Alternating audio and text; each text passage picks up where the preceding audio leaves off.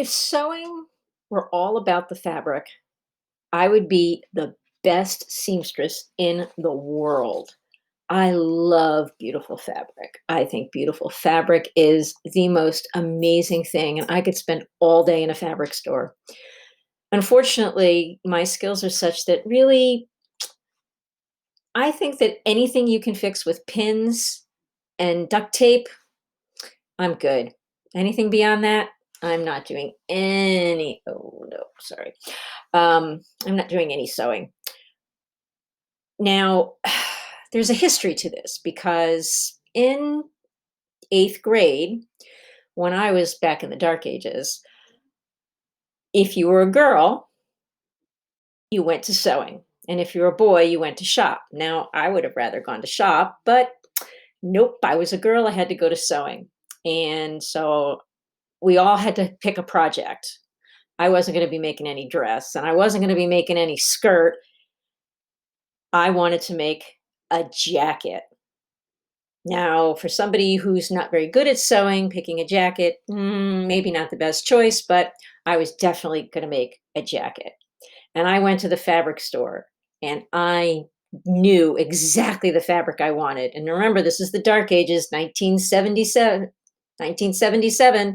And I picked this fabric that was bright royal blue with strawberries the size of golf balls. And were like this big in hot pink. And I took that fabric in and I started working. And I'm telling you why I don't like sewing.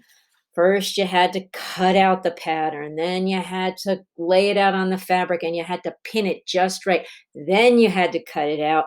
Then you had to pin it back together, the pieces. Then you had to sew it. And so I'm working on that project. And the teacher, Mrs. Arndt, would walk up and down the aisles and she'd look at the girls all making their dresses and their skirts. And she'd get back to me in the back of the classroom and yeah.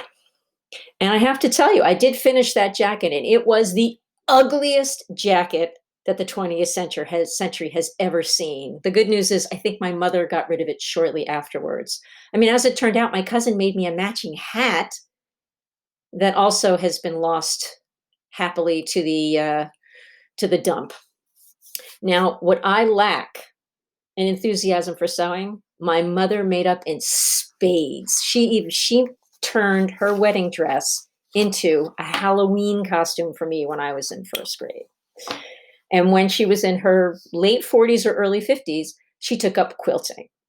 Now, if I don't like sewing, I am totally not going to do quilting because there's like 1,000 little pieces to cut out, and you have to measure so carefully, and you have to do all this very careful cutting and sewing and patching. And then you're not even done once you've sewn the quilt together. You need to put a back on it, you need to put filling in it, and then you're not done because then you need to do these teeny tiny stitches to do the actual quilting. My mother loved quilting. And if you know anything about quilters, they will make a quilt for your mother's cousin's uncle's grandson's nephew because that is what quilters do. And I thought this was a great thing because, she made me little quilts for my classroom that I could hang up.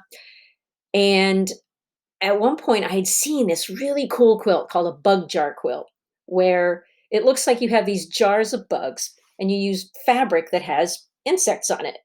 And I thought, what a great quilt for a classroom, but I'm never going to make that. And I said to my mother, would you make it? And of course, she said, yes, yes, I got it. I am going to the fabric store. And I went to the fabric store and I walked through and I touched all that fabric. I ran my hands over it and I pulled out all the wild colors I could find because this is the perfect place for those wild colors. And I even got some frogs because I like frogs, got all that fabric, gave it to my mother, and she's like, I'm on it. Now, sometimes life works out the way you want, but sometimes it doesn't. And while my mother was making that quilt, she got sick and she died. And I got to the house, and one of the first things I did was start tearing through because I knew she'd been working on this quilt. And I was digging through and I pulled out the front of the quilt. It had no border. It had no quilt batting inside of it. It had no back. Certainly didn't have any teeny tiny stitches. And I knew all the duct tape and pins in the world were never going to make this quilt finished. Now, at the same time, I was at a school and I was being transferred to a different school, and I was losing my friends. I'd lost my mother, and there was a parent, and I hadn't had her kid, but she kept saying, "What can I do for you? What can I do for you? I know this is a hard time for you." And I realized somebody had told me she was a quilter, and I said, "I have this quilt, and there's this front of the quilt. I'd love to have it finished. Well, do you want me to quilt it?" It's teeny tiny stitches, and I was like, "No, no, no! Please, just finish the quilt." Now, this woman, if there was anybody further away from my mother. This woman was as different from my mother as she could be. My mother was like a dyed in the wool Republican, is conservative Catholic. This woman was Jewish. This woman was like, has probably, I haven't seen her, but probably has like 27 Bernie stickers on her car still. But she finished that quilt for me, which is something my mother would have done. And, I learned that you don't actually have to know how to sew. But what you do have to know is how to open yourself up, to allow people to help you, and to give the gifts that they can give. Because maybe I can't sew, but I can give the gift of allowing somebody to finish a quilt for me. And this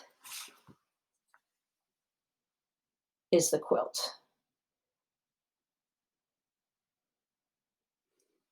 Thank you.